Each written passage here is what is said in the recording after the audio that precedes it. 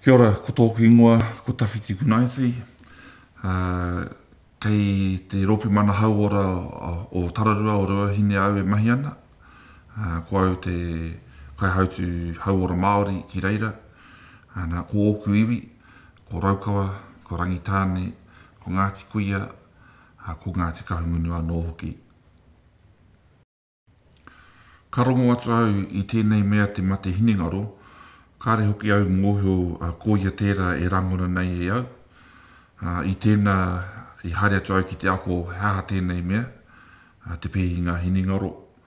Nā reira, koe nā tāku mō tēnei tūmongo mate, te ako kō ai aia.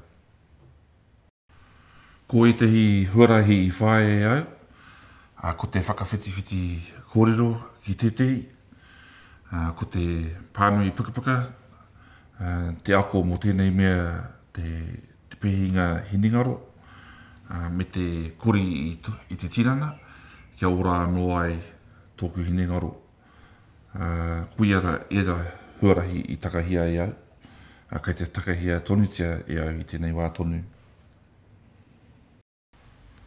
Mo te tangata e pāngia nei e te mate hinengaro, ko tāku ki aia, hei kupu taunaki, hei awhina atu i aia, mihi me mōhana koe, kei te kahu pō koe, kei te pōuri koe, ko tā mahi he whakawhiti mai te kahu pō ki te kahu kura, ki ngā tae o te uinuku, hei reira te oranga māu.